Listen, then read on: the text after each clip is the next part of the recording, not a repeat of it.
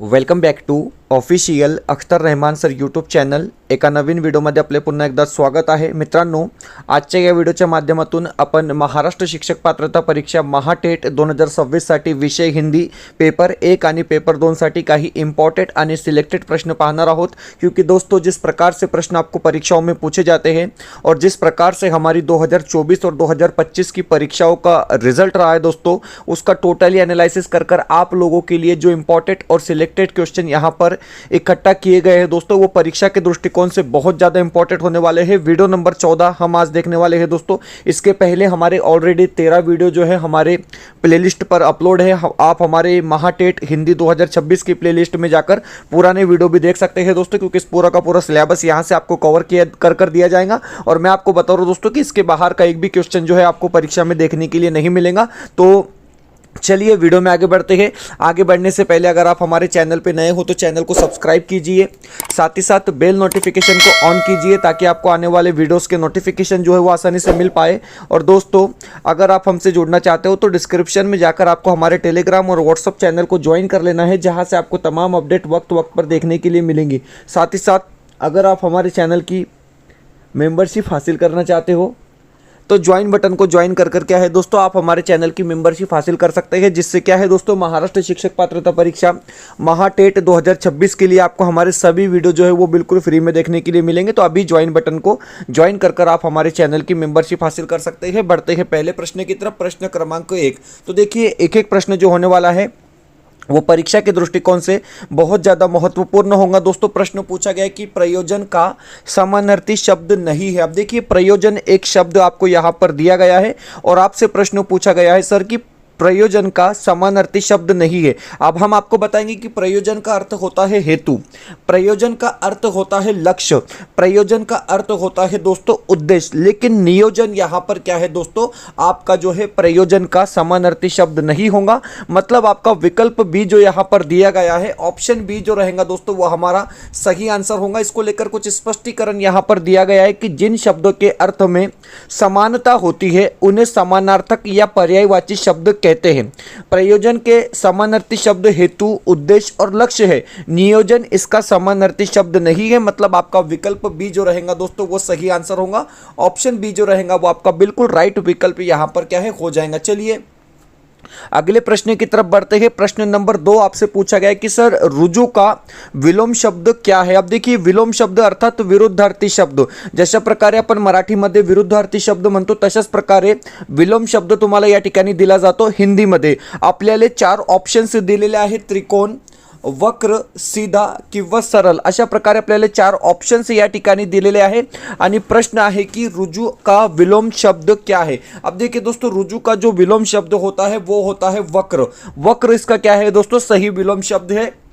Option 2 जो रहेगा आपका वो बिल्कुल राइट आंसर होगा दोस्तों. पर्याय जो 2 दिया गया है वो बिल्कुल सही आंसर होगा, क्योंकि आप यहां पर देखेंगे कि रुजु का अर्थ सीधा या सरल होता है, जबकि वक्र का अर्थ क्या होता है दोस्तों, टेढ़ा या घुमावदार. इसलिए आपका जो विकल्प बी यहां पर होगा वो सही आंसर रहेगा. चलिए बढ़ते हैं अगले प्रश्न की तरफ. प्रश्न नंबर 3. ओके बरोबर. प्रश्न नंबर 3. अब देखिए दोस्तों, प्रश्न नंबर 3 बड़ा अच्छा प्रश्न यहां पर पूछा गया है. एक वाक्य आपको दिया गया है कि राम ने सूरज के साथ मित्रता का निर्वाह किया. इस प्रकार से एक वाक्य आपको दिया गया है और आपको सूचना दी गई है कि इसमें भाववाचक संज्ञा कौन सी है. अब देखिए दोस्तों, यहां पर एक वाक्य आपकी स्क्रीन पर है कि सर राम ने सूरज के साथ मित्रता का निर्वाह किया. इसमें से भाववाचक संज्ञा आपको बताना है. आपके पास विकल्प है राम, सुरेश, निर्वाह या फिर मित्रता. इस प्रकार आपको 4 विकल्प दिए गए हैं और आपको क्या है दोस्तों, यहां पर भाववाचक संज्ञा कौन सी है आपको बताना है. तो देखिए, मित्रता जो होंगी दोस्तों यहां पर वो भाववाचक संज्ञा होंगी. मतलब आपकी मित्रता जो है दोस्तों यहां पर वो सही विकल्प होगा. ऑप्शन डी जो रहेगा आपका वो बिल्कुल राइट विकल्प यहां पर होने वाला है. तो देखिए दोस्तों, जिस प्रकार स्पष्टीकरण दिया गया है, आप देख सकते हैं कि राम ने सूरज के साथ मित्रता का निर्वाह किया. वाक्य में सही भाववाचक संज्ञा मित्रता है। मित्रता शब्द से भाव या अवस्था, मित्र होने का भाव का पता चलता है, जबकि राम और सुरेश व्यक्तिवाचक संज्ञाएं है। व्याख्या इस प्रकार है कि जब वे शब्द जो भावनाओं, गुण या अवस्था को दर्शाते हैं उन्हें हम भाववाचक संज्ञा कहते हैं। तो विकल्प डी जो रहेगा सर आपका बिल्कुल सही आंसर होगा। ऑप्शन डी जो रहेगा आपका वो बिल्कुल राइट विकल्प यहां पर होगा। अगले प्रश्न की तरफ बढ़ते गए, प्रश्न नंबर 4। बिल्कुल सिंपल क्वेश्चन पूछा गया है। प्रश्न आपसे पूछा गया है कि सर लड़का पेड़ से गिरा, इसमें कौन सा कारक है। तो देखिए दोस्तों, लड़का पेड़ से गिरा, इस वाक्य एक वाक्य आपको दिया गया है और आपसे यहां पर पूछा गया है कि इसमें कौन से कारक का प्रयोग हुआ है। तो देखिए, अपदान कारक, संप्रदान कारक, कर्म कारक या फिर अधिकरण कारक। इस प्रकार आपसे यहां पर क्या है, 4 विकल्प आपके सामने है दोस्तों। और आपको पूछा गया कि लड़का पेड़ से गिरा वाक्य में कौन सा कारक है। तो देखिए, जहां पर मैंने आपको बताया दोस्तों कि अलग होने की बात होती है, मतलब लड़का पेड़ से अलग हो रहा है, मतलब गिर रहा है, तो वहां पर आपका अपदान कारक होगा। मतलब आपका विकल्प 1 जो रहेगा वो सही होगा। ऑप्शन 1 जो रहेगा वो बिल्कुल आपका राइट विकल्प यहां पर होगा। दोस्तों आप देख सकते हैं, स्पष्टीकरण दिया गया है कि लड़का पेड़ से गिरा, इस वाक्य में परसर्ग अलग होने के भाव का बोध कराता है। अंत इस वाक्य में अपदान कारक है, मतलब आपका विकल्प 1 जो रहेगा, पर्याय जो 1 दिया गया है दोस्तों, वो सही आंसर होगा। अगला प्रश्न पूछा गया कि नाक रगड़ना, इसका अर्थ क्या होता है। अब देखिए, नाक रगड़ने का अर्थ क्या है, मतलब एक तरीके से वाक् प्रचार होता है या मुहावरा होता है, उसी प्रकार का ये प्रश्न है। आपको 4 विकल्प दिए गए हैं। नाक में चोट लग जाना, इज्जत देना, दीनता पूर्वक प्रार्थना करना या फिर चापलूसी करना। इस प्रकार आपको 4 विकल्प दिए गए हैं दोस्तों। और सवाल पूछा गया कि सर नाक रगड़ना, इसका अर्थ क्या होता है। तो देखिए, दीनता पूर्वक प्रार्थना करना आपका सही विकल्प रहेगा। मतलब ऑप्शन सी जो रहेगा आपका वो बिल्कुल राइट विकल्प यहां पर क्या है, हो जाएगा। ऑप्शन सी आपका जो है दोस्तों वो बिल्कुल सही विकल्प यहां पर रहेगा। अगला जो प्रश्न है, आता पुढचा जे प्रश्न दिलेला आहे, प्रश्न अशा प्रकारे आहे की महोत्सव का सही संधि विच्छेद क्या होगा। तो देखिए, एक शब्द यहां पर दिया गया है महोत्सव। अब इसका संधि विच्छेद आपको करना है दोस्तों, मतलब इसको तोड़ देना है। और इसका सही संधि विच्छेद क्या होगा, 4 विकल्प, 4 ऑप्शंस आपको आपकी स्क्रीन पर दिया गया है दोस्तों। और बिल्कुल सिंपल यहां पर क्या है, इसका जवाब आपको देना है कि महा प्लस उत्सव म्हणजेच महोत्सव। मराठीमध्ये सुद्धा आणि हिंदीमध्ये सुद्धा हा प्रश्न सेम असणार आहे। म्हणजे पर्याय जे 1 दिलेला आहे, ऑप्शन जे 1 दिलेला आहे ते आपला राइट आंसर असणार आहे। पर्याय जे 1 असणार आहे ते आपला बरोबर उत्तर या ठिकाणी असणार आहे। पुढचा प्रश्न, प्रश्न क्रमांक 7। 7वां जो क्वेश्चन है वो आपकी स्क्रीन पर इस प्रकार दिया गया है कि तेरी बरछी ने बरछीने खलन के पंक्ति में कौन सा अलंकार है। अब देखिए दोस्तों, एक पंक्ति यहां पर दी गई है, कविता की एक पंक्ति यहां पर दी गई है दोस्तों। और आपसे पूछा गया है कि तेरी बरछी ने बरछीने खलन के पंक्ति में कौन सा अलंकार है। इस प्रकार का प्रश्न है। आपको 4 विकल्प दिए गए हैं, रूपक अलंकार है, अनुप्रास अलंकार है, श्लेष अलंकार है या फिर यमक अलंकार है। तो देखिए दोस्तों, मैं आपको बताऊंगा कि जब किसी शब्द की पुनरुक्ति होती है, ध्यान से सुनेंगे आप हमारी बात को, जब किसी शब्द की पुनरुक्ति होती है दोस्तों और हर बार उसका अर्थ भिन्न होता है, वहां पर हमारा यमक अलंकार होता है। मतलब आपका विकल्प डी जो रहेगा वो यहां पर सही होगा दोस्तों। इसकी पूरी डेफिनेशन हम यहां पर क्या है देखने वाले हैं। आप थोड़ा इसको ध्यान से देखेंगे कि तेरी बरछी ने बरछीने खलन के पंक्ति में यमक अलंकार है, क्योंकि यहां बर शब्द का 2 बार प्रयोग हुआ है। याद रखेंगे दोस्तों आप, बर शब्द का यहां पर क्या है, 2 बार प्रयोग हुआ है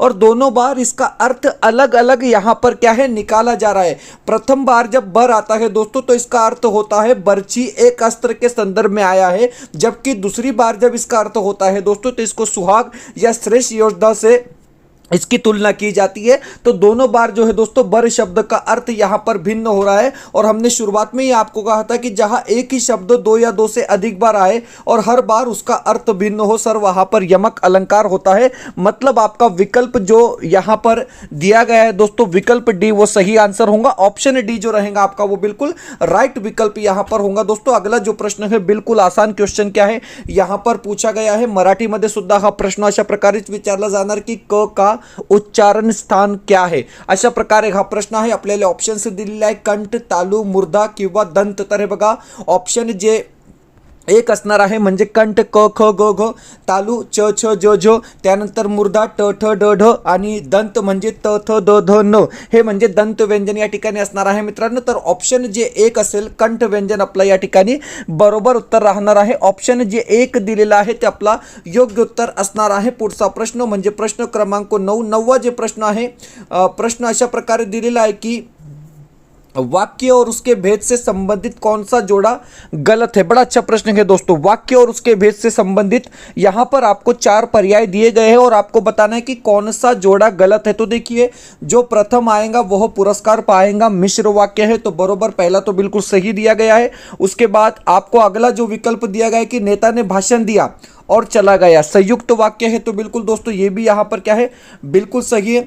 बच्चे नाश्ता करके विद्यालय गए, तो देखिए सरल वाक्य भी यहाँ पर बिल्कुल सही दिया गया है दोस्तों. लेकिन ऑप्शन डी यहाँ पर गलत दिया गया है कि लक्ष्मी गई और सोफिया आई. ये संयुक्त वाक्य होना चाहिए था, ये संयुक्त वाक्य होना चाहिए था. तो विकल्प डी जो रहेगा सर आपका वो सही आंसर होगा. ऑप्शन डी यहां पर जो दिया गया है वो बिल्कुल आपका क्या है, राइट विकल्प यहां पर होगा दोस्तों. अगले प्रश्न की तरफ बढ़ते हैं. प्रश्न नंबर 10. 10वां प्रश्न भी बिल्कुल सिंपल क्वेश्चन क्या है, आपको यहां पर पूछा गया है कि हिंदी दिवस कब मनाया जाता है. इस प्रकार का प्रश्न आपको पूछा गया है. 4 विकल्प आपकी स्क्रीन पर है दोस्तों. 14 सितंबर, 5 सितंबर, 2 अक्टूबर या 26 जनवरी. तो आप लोगों को पता होना चाहिए दोस्तों कि हिंदी दिवस कब मनाया जाता है, और इसका जो सही विकल्प होगा वो होगा ऑप्शन 1 14 सितंबर. मतलब पर्याय 1 जो रहेगा आपका वो बिल्कुल राइट विकल्प होगा दोस्तों. ऑप्शन 1 जो रहेगा आपका वो बिल्कुल सही विकल्प यहां पर होने वाला है. इसके संदर्भ में कुछ इंफॉर्मेशन दी गई है, आप इसको पढ़ सकते हैं कि भारतीय संविधान में हिंदी को 14 सितंबर 1949 में मान्यता मिली. इसी 14 सितंबर से हिंदी दिवस मनाना आरंभ हुआ है दोस्तों. इस प्रकार जो है इसका स्पष्टीकरण भी यहाँ पर दिया गया है दोस्तों. वीडियो में आगे बढ़ने से पहले अगर आप हमारे चैनल पर नए हो तो चैनल को सब्सक्राइब कीजिए, साथ ही साथ बेल नोटिफिकेशन को ऑन कीजिए ताकि आपको आने वाले वीडियोस के नोटिफिकेशन जो है वो आसानी से मिल पाए. और दोस्तों अगर आप हमसे जुड़ना चाहते हो तो डिस्क्रिप्शन में जाकर आपको हमारे टेलीग्राम और व्हाट्सअप चैनल को ज्वाइन कर लेना है, जहां से आपको तमाम अपडेट वक्त वक्त पर देखने के लिए मिलेंगी. साथ ही साथ अगर आप हमारे चैनल की मेंबरशिप हासिल करना चाहते हो तो सिंपली ज्वाइन बटन को ज्वाइन कर क्या है दोस्तों, आप हमारे चैनल की मेंबरशिप हासिल कर सकते हैं, जिससे क्या है आपको 250 वीडियो जो है हमारे चैनल के माध्यम से बिल्कुल फ्री में देखने के लिए मिलेंगे. तो अभी ज्वाइन बटन को ज्वाइन कर क्या है दोस्तों, आप हमारे चैनल की मेंबरशिप हासिल कर लेंगे. वीडियो को प्लीज लाइक कीजिए और चैनल पे नए हो दोस्तों तो चैनल को सब्सक्राइब कीजिए. अगला प्रश्न, प्रश्न क्रमांक 11. 11वां जो प्रश्न है दोस्तों वो इस प्रकार पूछा गया है कि उस ग्रंथ में 500 पुष्ट है. ओके, मतलब उस ग्रंथ में 500 पेजेस है. इस वाक्य में उस शब्द है. अब देखिए दोस्तों यहां पर आपसे पूछा गया कि उस शब्द क्या है. इस वाक्य में जो उस शब्द आया है वह क्या है. गुणवाचक विशेषण है, परिमाणवाचक विशेषण है, संकेतवाचक विशेषण है, फिर या फिर व्यक्तिवाचक विशेषण है. तो देखिए उस पुष्ट में या उस ग्रंथ में 500 पुष्ट है. इस वाक्य में उस शब्द जो है दोस्तों ये संकेतवाचक विशेषण है. मतलब आपका विकल्प सी जो रहेगा, ऑप्शन सी जो रहेगा आपका वो बिल्कुल राइट विकल्प यहां पर होगा दोस्तों. क्योंकि जो विशेषण शब्द या संज्ञा या सर्वनाम शब्द की ओर संकेत करते हैं वे संकेतवाचक विशेषण कहलाते हैं. जैसे ये लोग कहा जा रहे हैं, यहां पर ये क्या होगा दोस्तों, संकेतवाचक आपका विशेषण हो जाएगा. चलिए प्रश्न नंबर 12 की तरफ बढ़ जाते हैं. प्रश्न नंबर 12 पूछा गया है कि हथियाना में कौन सी क्रिया है. अब देखिए दोस्तों यहां पर एक शब्द आपको दिया गया है हथियाना, और इसमें पूछा गया है कि कौन सी क्रिया का प्रयोग हुआ है. आपको 4 विकल्प दिए गए हैं, प्रेरणार्थक क्रिया, संयुक्त क्रिया, अनुकरणात्मक क्रिया या फिर नाम धातु क्रिया. इस प्रकार आपको 4 विकल्प यहां पर दिए गए दोस्तों. और हथियाना शब्द में कौन सी क्रिया का प्रयोग हुआ है, तो नाम धातु क्रिया का प्रयोग हुआ है. आपका विकल्प जो डी यहां पर दिया गया है दोस्तों वो सही रहेगा. ऑप्शन डी जो रहेगा आपका वो बिल्कुल यहां पर क्या है, राइट विकल्प होगा दोस्तों. आपके सामने यहां पर स्पष्टीकरण भी बिल्कुल साफ साफ तरीके से दिया गया है कि हथियाना नाम धातु क्रिया है. जो क्रिया संज्ञा या सर्वनाम या विशेषण में प्रत्यय जोड़कर बनाई जाती है नाम धातु क्रिया कहलाती है.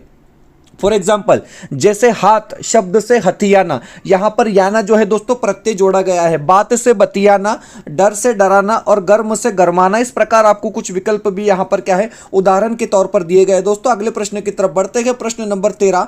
13वां प्रश्न आपसे पूछा गया है कि मुझे किस प्रकार का सर्वनाम है. अब देखिए दोस्तों यहां पर एक शब्द दिया गया है मुझे, और आपसे पूछा गया है कि किस प्रकार का सर्वनाम है. सबसे पहली बात तो पुरुषवाचक सर्वनाम के कितने भेद होते हैं आप हमको कमेंट में लिखकर बताएंगे दोस्तों. दोस्तों कि पुरुषवाचक सर्वनाम के कितने प्रकार या कितने भेद होते हैं, कमेंट में आपने इसका जवाब देना है। यहां पर प्रश्न पूछा गया कि मुझे किस प्रकार का सर्वनाम है, तो देखिए उत्तम पुरुष यहां पर आपका सही विकल्प होगा दोस्तों, क्योंकि जब हम वक्ता जब अपने लिए शब्दों का प्रयोग करता है तो उसे हम उत्तम पुरुष कहते हैं दोस्तों। जब वक्ता दूसरे के लिए शब्दों का प्रयोग करता है तो उसको हम क्या कहते हैं दोस्तों, मध्यम पुरुष कहते हैं। और जब किसी अन्य के लिए शब्दों का इस्तेमाल होता है, सर्वनामों का इस्तेमाल होता है, तो उसको हम अन्य पुरुष सर्वनाम कहते हैं दोस्तों। चलिए अगले प्रश्न की तरफ बढ़ते हैं।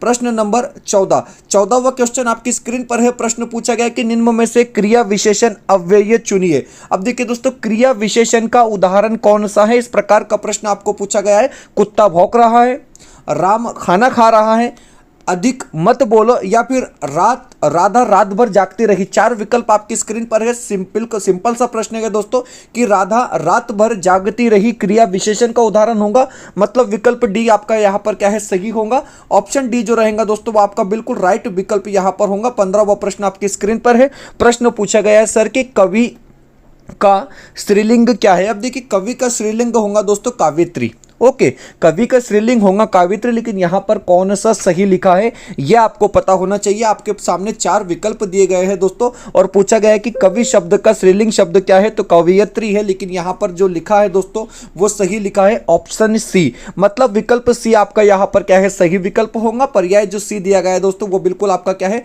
राइट विकल्प यहां पर होगा दोस्तों। आप देख सकते हैं कि महाटेट 2026 अपडेट नोट्स हमारे रेडी हो चुके हैं दोस्तों, जिसमें आपको 3 सब्जेक्ट मिलेंगे, हिंदी, मराठी और बाल मानस शास्त्र। 399 रुपए इसका प्राइस रखा है दोस्तों। पीडीएफ के स्वरूप में ये नोट्स आपको मिलने वाले हैं, क्योंकि जिस प्रकार के नोट्स हमने ये बनाए हैं दोस्तों महाराष्ट्र शिक्षक पात्रता परीक्षा 21 जून 2026 के लिए आप लोगों के लिए बिल्कुल परफेक्ट नोट्स होने वाले हैं दोस्तों। और 3 विषय इसमें आपको शामिल किए गए हैं, हिंदी, मराठी और बाल मानस शास्त्र, मतलब 90 मार्क्स के ये नोट्स आपको दिए जाएंगे दोस्तों। पेपर 1 और पेपर 2 के लिए सिर्फ 399 रुपए हमने यहां पर प्राइस रखा है दोस्तों। और 90 मार्क में से कम 70 मार्क यहां पर मिलना चाहिए। इस प्रकार से हमारा एक टारगेट इस नोट्स को बनाने के पीछे रहा है दोस्तों। स्क्रीन पर एक व्हाट्सअप नंबर दिया गया है, इस नंबर पर कॉन्टेक्ट कर आप क्या है दोस्तों इसको परचेस कर सकते हैं। सिंपली आपको व्हाट्सअप पर हाई करना है, आपको स्कैनर दिया जाएगा, उस पर पेमेंट करने के बाद आपको तुरंत जो है स्क्रीनशॉट भेज देना है दोस्तों। उसके तुरंत बाद आपको क्या है ये नोट्स यहां पर दिए जाएंगे दोस्तों। और मैं आपको बता रहा हूं हजारों बच्चे इसको परचेस कर चुके हैं दोस्तों। अगर आपको महाटेट 2026 सिर्फ लैंग्वेज के दम पर पास होना है दोस्तों तो ये नोट्स आप परचेस कर लेंगे। इसके साथ हमारे सभी लाइव प्लस रिकॉर्डेड लेक्चर भी आपको क्या है बिल्कुल फ्री में देखने के लिए मिलेंगे। तो व्हाट्सअप नंबर दिया गया है, इस नंबर पे कांटेक्ट कर क्या है आप इसको परचेस कर सकते हैं। हम बढ़ते हैं अपने अगले प्रश्न की तरफ। प्रश्न नंबर 16 वो प्रश्न है कि अत्यंत शब्द में प्रयुक्त उपसर्ग है। अब देखिए दोस्तों अत्यंत शब्द में कौन सा उपसर्ग यहां पर जो है वो इस्तेमाल किया गया है, अशा प्रकारे हा प्रश्न आहे। आणि ऑप्शन जे 4 दिलेला आहे, पर्याय जे डी दिलेला आहे, अति या ठिकाणी उपसर्ग वापरलेला आहे, म्हणजे ऑप्शन जे 4 असेल ते आपला बरोबर उत्तर राहणार आहे। ऑप्शन जे 4 असेल ते आपला योग्य उत्तर असणार आहे। पुढचा प्रश्न, प्रश्न क्रमांक 17 वो प्रश्न है कि निम्न में से बादल का पर्यायवाची शब्द नहीं है। अब देखिए दोस्तों बादल का पर्यायवाची शब्द कौन सा नहीं है, इस प्रकार का प्रश्न आपको पूछा गया है। 4 विकल्प आपके सामने यहां पर दिए गए हैं दोस्तों। तो देखिए बादल का अर्थ होता है घन, बादल का अर्थ होता है दोस्तों पयोधर और बादल का अर्थ होता है दोस्तों जलद। लेकिन जलज जो है ये बादल का अर्थ नहीं होता है। जलज का अर्थ होता है दोस्तों कमल। जलज का अर्थ क्या होता है, कमल होता है। तो आपका विकल्प सी यहां पर क्या है सही आंसर रहेगा। ऑप्शन सी जो रहेगा दोस्तों वो आपका बिल्कुल राइट विकल्प यहां पर क्या है होने वाला है। अगर आप देखेंगे तो जलज बादल का पर्यायवाची नहीं है, जलज के पर्यायवाची है कमल, पंकज, नलिन, अंबुज, सरसीज। इस प्रकार जो है बाकी के उदाहरण भी आपको क्या है दोस्तों यहां पर दिए गए हैं। अगला प्रश्न आपकी स्क्रीन पर है। प्रश्न पूछा गया है कि सर तद्धित का संधि विच्छेद क्या होगा। तो देखिए तद्धित का सही संधि विच्छेद क्या है दोस्तों, इस प्रकार से प्रश्न आपको पूछा गया है। 4 विकल्प आपकी स्क्रीन पर है दोस्तों और तत् प्लस हित, मतलब आपका विकल्प सी जो रहेगा वो तद्धित का संधि विच्छेद रहेगा। ऑप्शन सी जो रहेगा आपका वो बिल्कुल सही विकल्प यहां पर क्या है होने वाला है। अगले प्रश्न की तरफ बढ़ते हैं। प्रश्न नंबर 19वां क्वेश्चन आपकी स्क्रीन पर है। सर पूछा गया कि मैथिली शरण गुप्त ने लिखा है नहीं लिखा है। देखिए मैथिली शरण गुप्त ने नहीं लिखा है, इस प्रकार से प्रश्न आपको यहां पर पूछा गया है दोस्तों। साकेत, कामायनी, जयद्रथ वध और यशोधरा, इस प्रकार आपको 4 विकल्प दिए गए। तो देखिए साकेत मैथिली शरण गुप्त इन्होंने लिखा है और कामायनी जयशंकर प्रसाद की रचना है, बरोबर। जयद्रथ ये भी इनका ही लिखा है दोस्तों। और यहां पर यशोधरा ये भी मैथिली शरण गुप्त जी ने लिखा है, लेकिन कामायनी जो है ये जयशंकर प्रसाद जी की रचना है। मतलब आपका विकल्प बी जो रहेगा वो सही आंसर होगा। ऑप्शन बी जो रहेगा दोस्तों आपका वो बिल्कुल सही विकल्प यहाँ पर होगा। अगला जो प्रश्न है, प्रश्न पूछा गया कि हिंदी के प्रथम गद्यकार कौन है। इस प्रकार का प्रश्न है, लगातार ये प्रश्न परीक्षाओं में पूछा जा रहा है दोस्तों। और लल्लू लाल आपका क्या है यहाँ पर सही विकल्प होगा। ऑप्शन बी जो रहेगा आपका वो बिल्कुल राइट विकल्प यहाँ पर होगा। ऑप्शन बी जो रहेगा दोस्तों आपका वो सही विकल्प यहाँ पर क्या है होने वाला है। तो इस प्रकार दोस्तों महाराष्ट्र शिक्षक पात्रता परीक्षा महाटेट 2026 के लिए आज के इस वीडियो में हमने हिंदी को लेकर पेपर 1 और पेपर 2 के लिए फिर से कुछ इंपॉर्टेंट और सिलेक्टेड क्वेश्चन देखे दोस्तों। अगर आप Mahatet 2026 Hindi update question set खरीदना चाहते हो दोस्तों तो स्क्रीन पर आपको डिटेल दी गई है, व्हाट्सअप नंबर दिया गया है। आपको पेपर 1 के लिए 10 क्वेश्चन सेट, पेपर 2 के लिए 10 क्वेश्चन सेट यहाँ पर दिए जाएंगे दोस्तों। प्राइस सिर्फ हमने 199 रुपये रखी है। स्क्रीन पर व्हाट्सअप नंबर दिया गया है, इस नंबर पर कॉन्टैक्ट कर आप क्या है इसको परचेस कर सकते हैं दोस्तों। और मैं आपको बता रहा हूँ कि परीक्षा के दृष्टिकोण से आप लोगों के लिए ये जो प्रश्न संच होंगे दोस्तों ये बहुत ज़्यादा इफेक्टिव होंगे, बहुत ज़्यादा इंपॉर्टेंट होंगे, क्योंकि इसी प्रकार के प्रश्न आपको है परीक्षा में 21 जून 2026 पेपर 1 और पेपर 2 में देखने के लिए मिलेंगे। मिलते हैं नए प्रश्नों के साथ नए वीडियो में।